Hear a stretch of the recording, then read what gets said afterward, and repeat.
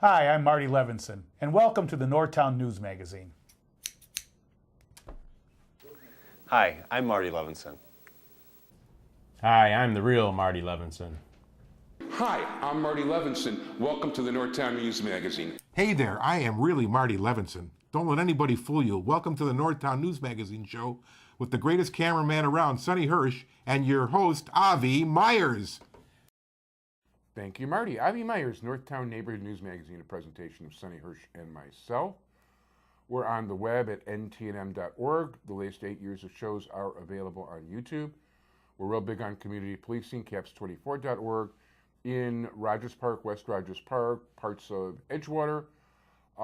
That's the 24th District. Our Commander Waldera, is very big on community policing. Also want to congratulate Officer Roussel on his retirement. And then a day and a half later, he gets hired as Chief of Staff of Police Chief McCarthy. So that was kind of interesting. He didn't stay out of work too long. But I'm glad he landed on his feet, and he was a great friend to us in 24, and I hope things go well. And one thing I should mention on the show at some point is I want to express my condolences over the passing of Rabbi Daniel Moskowitz from Lubavitch. I worked with him from the late 70s when he first started out, and on dozens, if not a few hundred projects over the years, in terms of printing, publicity, all the rest of it. And he barely saved the one place he had. And when he passed away, there were 42 different institutions that he had started in the state of Illinois. So that alone speaks to the greatness of his work. It is a pleasure to introduce you to the Alderman of the 49th Ward, and actually you've seen him before, Alderman Joe Moore. How you doing? Avi, good to see you. First of all, good to see you. And you know what? Let's brush over the election real quick, and that way I can throw these things away. Okay. But you did really well. Well, we did. And in a very in an election that really did not have a lot of races. It was basically judicial and water reclamation. But in every single race in the 49th Ward, at one time the 49th Ward was thought of as having the weakest ward organization in this entire area. And in every single race, whoever you supported got better numbers locally than citywide, and it's down the line that way. Yeah, we work very hard for our endorsed candidates. My organization very much believes in good government and grassroots organizing, and that's the way strong ward organizations operate these days, with political patronage pretty much being a thing of the past. The organizations that really are effective are the ones that have people who are doing it because they care about the issues, they care about electing good candidates, and we had a really good set of candidates that we supported. As you indicated, most of the races at the top of the ballot were either uncontested or they had just minor opponents. But the races that really matter, and certainly matter in a low turnout election such as this, are the so-called down ballot races, the races down at the bottom. And we were very proud to have supported Abby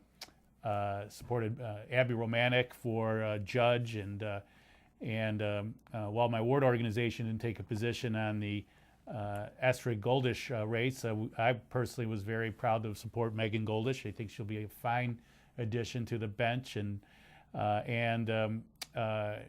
we've just been, and Jana Hansen was another fine judge. Right. So we're really proud about that. We get the word out. We cover all our precincts on election day.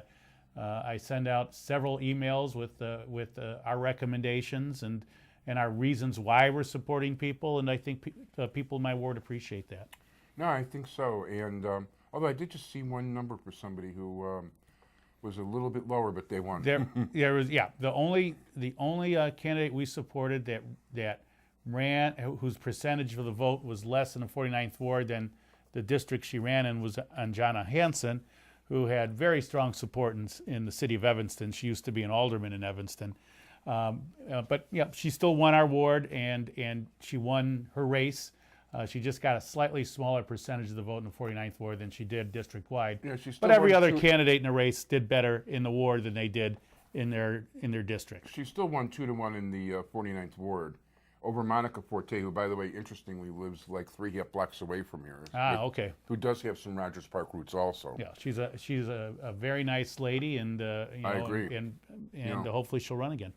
Yeah, I agree. I just want to show the difference, to contrast the difference between the 50th Ward and the 49th Ward.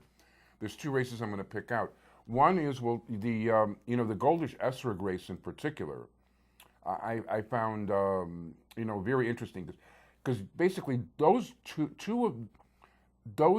had some of the highest marks that any judge could have in the ratings-wise. And well, I think one of the things in this area we have an embarrassment of riches. True. It was very difficult. One of the reasons that my ward organization could not reach a consensus on the Goldish Esrig race is because they were both very well qualified candidates. In fact, my organization split down the middle. Ultimately, I decided personally to support Goldish because I felt it was important to have someone who's going to sit in she'll be sitting in the criminal courts, someone with the sensitivity toward victims' rights that she exhibited as a state's attorney, and someone who also understood some of the weaknesses of the criminal justice system. And We by the way, needed someone that was that the cops sensitivity. really love her. The cops and the whole law enforcement community. Well, think the she's a world hard of her. worker. Yeah. In any event, though, in all of the races, there were multiple very well qualified candidates, and we've got a lot of, not surprisingly, we have a lot of attorneys that live in this area. Some very fine attorneys who all would make very fine judges. It's a shame we can't spread the wealth around to the other sub-circuits that's where not a maybe the joke. candidates aren't as strong. The fact of the matter is that in the Abbey race, all five got not a single one of them had a bad grade, Right. except for me. But we won't get into that. But you know what? In the Abbey race, you wound up getting 35.3% of the vote went for Abby. She was the only woman in a race with four men. Mm-hmm. 42. You did 7 points better at 42.6%. In the 50th Ward, they supported Brian Alexander, who is Iris Silverstein, the state senator, ward committeeman's campaign treasurer, and Deborah's campaign chairman. He only wound up getting a total of 397 votes in the 50th Ward, and he wound up finishing third out of five, whereas Abby got 24.9. Michael Strom actually did have the highest vote total in that race. So they couldn't carry their own candidate, and you gave a major plus to your candidate. In the Goldish Esrig race, 48.9% of the vote went to Goldish. It was 64% in the 49th Ward. Esrig, 42.3% in the 49th Ward, only had 24%. Whereas the Silversteins backed, in the 50th Ward, were the only one in the city to back Esrig. And Esrig in the 50th Ward, with their support, got 29.5%, compared to Goldish's 58.4%, who was, I'll take credit for Jewish Chicago doing a better job than the ward committeeman here. But, on that note, I want to congratulate you on what you did with the elections. Well, we're very proud of our ward organization. I'm very proud of the people that volunteer for our organization. We have a very strong board, and that's the politics of the 21st century. It's not based on political patronage or political jobs. It's based on people who care about their community, care about good government, and care about electing good candidates to office. Well, one thing you have, and for better or for worse, but usually for better, hopefully, is you definitely have a lot of people in Rogers Park to care. They do. We have a very active and involved community. They're very, one of the great things is they're very educated. I mean, they're very informed. It's seen in the active blogosphere that we have in our community. It's seen through the people who show up for the CAPS meetings and participate in block clubs and community organizations. It's one of our community's greatest strengths is that there are people who get involved, who really care. Our voter turnout, while low, was still higher than it was on the citywide basis. So I'm happy to see that, although we would have loved to have seen that voter turnout higher. But obviously part of the problem was there weren't a whole lot of high-profile races on the Democratic side of the primary ballot. No, I don't know how you did in 49, but I know in the 50th Ward, about a third of the vote went Republican because people wanted to vote in the, and it was interesting, in the gubernatorial primary on the Republican side, not just because there were 4 candidates, but in large part too because the unions wanted to dethrone Ronner before he got elected. And that he went from 17 points ahead in the polls to 2.8% victor on election day really spoke volumes on what a union can do. Well, And Ronner yeah. has not mentioned the name union since, by the way. No, he hasn't. He is rushing as quickly as he can to the middle, but I think the voters will see through that and know that basically he made a decision to align himself with the far right wing of his party, and I think people will see him for what he is. But I agree. We had one of the highest Republican turnouts in terms of ballots taken in the primary that I've witnessed in a long time in the 49th Ward. It's still a relatively small number, but usually we have anywhere from around 10% of the ballots taken are Republican primary ballots, and that doubled. It was about 20% of the ballots in the 49th Ward were Republican this time. And I think that's all reflect about 20%, if I recall correctly. And about all of those, I'm sure, were people who were progressives who were voting in that primary to try to stop Ronner. Yeah, interestingly, I remember the days when somebody in the 50th Ward, when the 50th Ward would be soliciting their own people to vote Republican because they wanted to get the right Republican committeemen so they could have the right election judge jobs. Those kind of shenanigans do occur, and but as you know, we certainly do not control the Republican committeeman in the 49th Ward. She's quite a very opinionated, strong-willed, and very conservative Republican. Interesting. You know, I didn't even know there were Republicans in the 49th Ward, but I guess there are everywhere. 1 out of every 10. Interesting. 1 out of every 10 voters. So we're coming up on participatory budgeting right now. Well, that's correct. At the time the show airs, the election will have been held, and we will have known the results. But every year, we get more energy, more excitement involved in participatory budgeting, which is where I take my $1.3 million of money that I can spend at my discretion on capital projects, infrastructure projects in the ward, and turn that decision-making power over to the residents of my community. They decide which projects they'd like to see implemented. They do the research about whether the projects are feasible, how much they cost, whether they have some community support. And then through this deliberative process, they decide which ones are the best. They put them on the ballot, and then the entire community votes on which projects they most would like. The projects with the most votes, up to the point where we spend the $1 million I allocate for this program, are then I agree to submit to the city for implementation. So we've had another very successful year, a good participation, good turnout, and good results. One of the things I noticed just reading through, and I could be misinterpreting, but it seems there's a lot more support than usual for fixing potholes. I wonder why. No, this was a horrible winter, just absolutely horrible.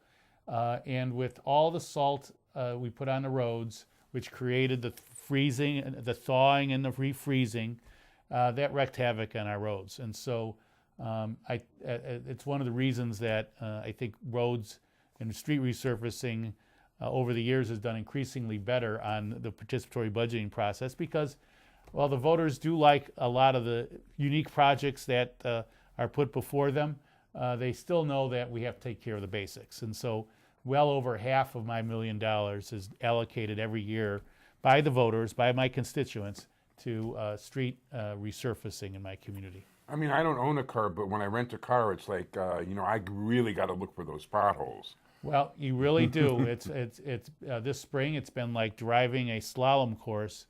But now that the weather is warming, and now that the asphalt plants have opened, they open at the end of April, we're able to really get that hot asphalt down that really makes permanent repairs of the streets. And then we're going to be doing a lot of street resurfacing in the 49th Ward this year because we've had a delay a lot over the last few years because of People's Gas laying new gas mains. We now are having new gas mains throughout the entire Rogers Park community in 49th Ward. Most of them are what, about And that's 100 great. years older, Yeah, a little older? and that's great for reliability of gas service, but it's been a bad short term for our roads.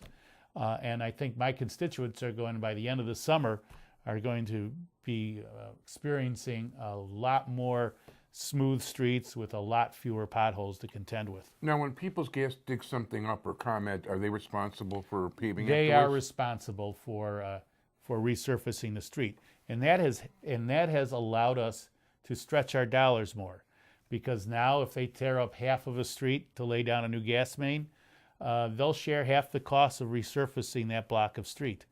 That means there's more money that we could then use somewhere else where it's needed. Nice. Nice. Now, one of the things that just strikes me, and because a lot of people talk about, the environmentally friendly pavement that, would allow more water to seep through. Permeable pavement. Thank you. I couldn't think of the name of it.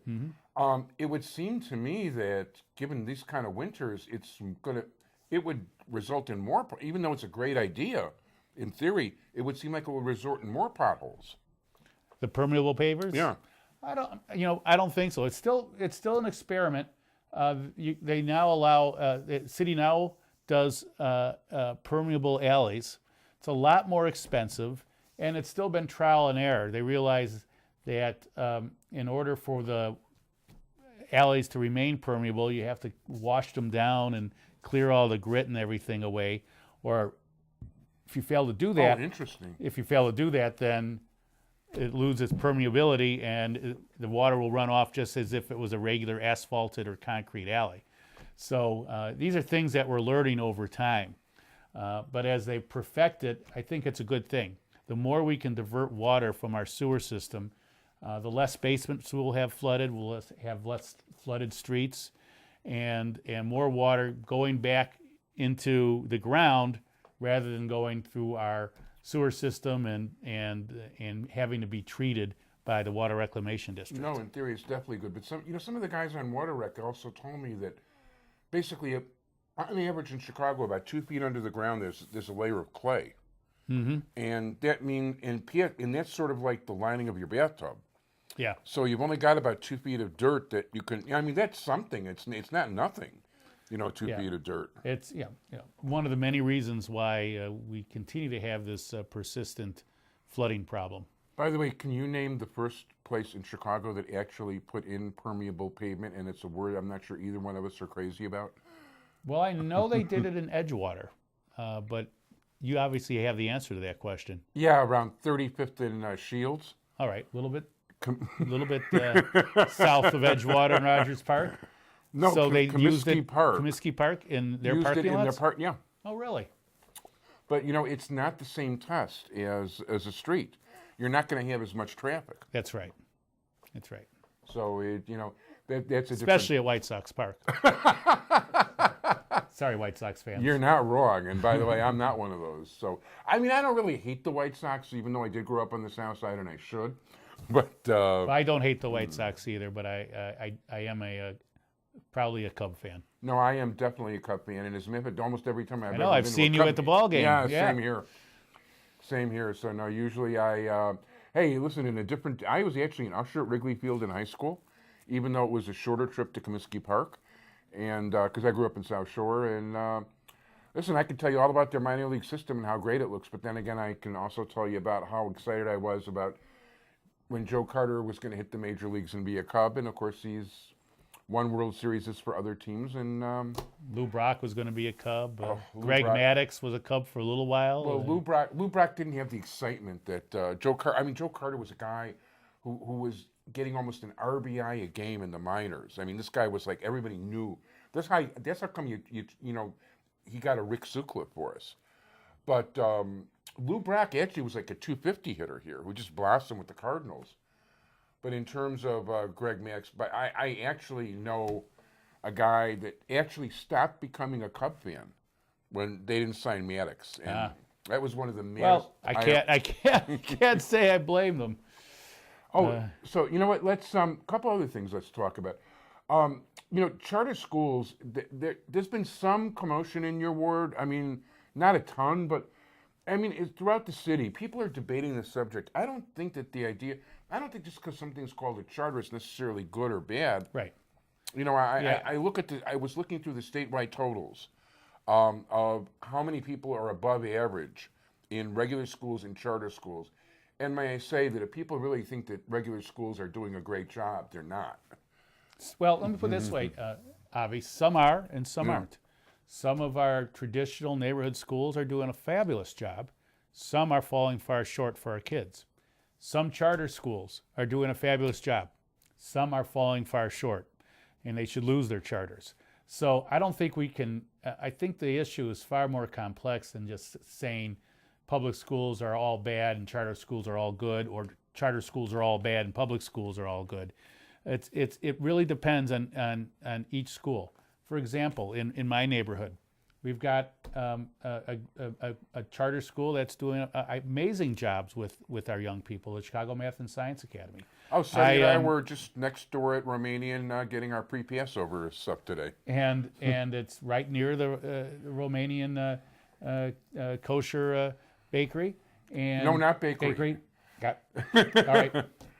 It's well, I don't know. It's Romanian kosher, but basically, they're doing meat. I mean, they're getting in cows and. So bakeries usually don't bring in cattle. I mean, actually, they import their stuff from the 50th Ward of Tel Aviv Bakery. Well, the we bakery are stuff. right. We're going off track here. What I'm saying is they're doing a great job. We've got Newfield School, a local public school where the kids are testing at the 90th percentile. They're doing a great job too. Where's that I think located? those that's located. The Newfield School is located at Clark and Morse. It was one of the schools that was built back about 10 years ago, a little over 10 years ago now, Now, to it's a public alleviate school or a overcrowding. charter school? It's a public school. It's a neighborhood public school. It was built to alleviate overcrowding at the regular field school. Something that I fought very hard for, and me working with the community, we were able to do it. And it's doing a fabulous job. So you can't, and they're able to coexist. To me, the middle class families in my community have a choice. They can decide to send their kids to the local school, or they can send them to a magnet school or a private school. The low income families in my community up until recently didn't have that choice. Because of their economic circumstances, and because they weren't connected with the right people, the vast majority of those families sent their kids to the local public schools. Sometimes they were satisfied with them, a lot of times they weren't. And to me, it's a matter of justice that low-income parents have the same right to send their kids to a different school than their neighborhood school, that if they so desire, that my middle and upper income constituents have. I'm 100% behind you on that one. And not only that too, but when you only stick to one kind of thing, you don't get to see. If you have multiple things going on, you can see different growth in different areas, and you can take a look at what's going well and maybe how it can be adapted. And borrow from there. Yeah. Now, and so much of it really depends on the leadership of that school. We've got, I mentioned Newfield School. Susan Kilbane, she just left, or she's announcing she's leaving, but she's done tremendous work, which is one reason Newfield's doing so well. And the principal at Chicago Math and Science Academy, he came on a few years ago. The school had been struggling before then. It's now doing very well and has long waiting lists of parents who want to send their kids there. Yeah, let me ask you also, a question. One of the things I barely read about anymore is I used to read a lot about the idea of school vouchers. Do you feel that could play? I mean, in theory, well, yeah, go ahead.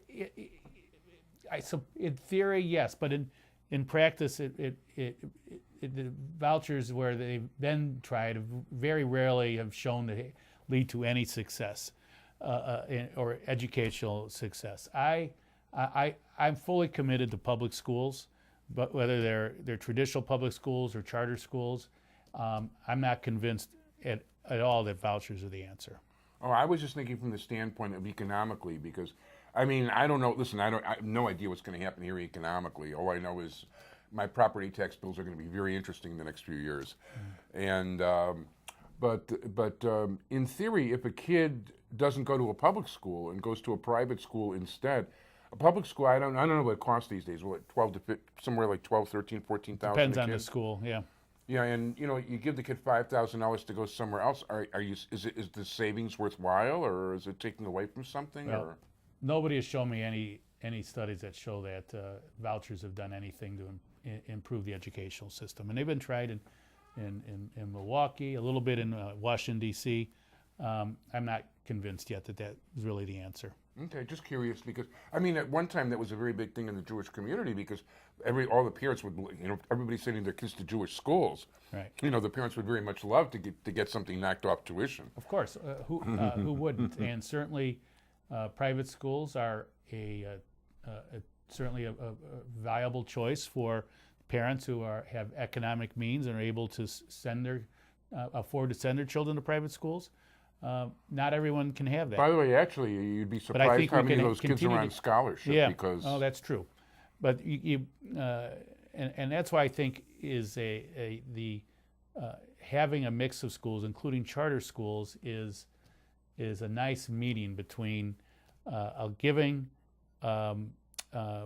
low-income families a range of choices without going down the voucher route. Now, one of the things I'm curious about, and I guess I'm not going to get to another topic, or if I do, it's going to have to be quick. If there's a charter school, and like in terms of a parent's choice to where to send their kid, if they live in the Newfield School District, can they only go to that particular public school, and do they have a choice of charter schools depending on whether they live or not? Charter schools are supposed to allow anyone to apply to the school, and then if there are more applicants and spaces, then they have to choose the enrollees on a basis of some blind selection process. Gotcha. In other words, you know, a lottery. But if you live in Chicago, you can send your child to any charter school of your choice, or at least apply to go to any charter school. So sometimes that's a good thing, because if you've got problems within your own neighborhood and you want the kid to be out of the neighborhood. That's true. And there's a lot of problems, whether it's for some reason the child is having problems with the teachers at that particular school, or with other kids or something. It does give that family an ability to send their kids elsewhere, even if they are living hand to mouth. And by the way, even though that may not sound like much to some people, I mean, if a kid is really suffering in school because of the other kids or a teacher, that's a big thing, not a little thing. Believe me, I remember some. To me, the whole issue is accountability, and I firmly believe that charter schools as well as public schools need to be held accountable to the parents and need to be held accountable to the community as a whole. And far too often that has not happened. No, I agree, but you know, hopefully, listen, I think it's a good idea to have variety, there's no question, but Mickey's hands are about out. So why don't you, I want to thank very much my guest, Alderman Joe Moore, 49th Ward, who's also the chairman of the which committee again? Committee on Special Events, Cultural Affairs, and Recreation. Which is one of the more important committees in City Council. And if you would like to contact him, his office, or find out what happened in the the vote for hottest for judges, the last primary election. Oh no! Oh, The vote for participatory budgeting. Ward49.com. Ward, the number 49.com, and you just go to the homepage, and the results of the participatory budgeting election are right there. And by the way, also, I'm on the regular emailing list, and the information is regular. It's very current. It's very informative, and it helps me learn a lot about what's going on. And it's written all by the alderman too. I write everything that is sent out in the electronic newsletter. You do a great job. Thank you so Avi. much. Appreciate it. All the best.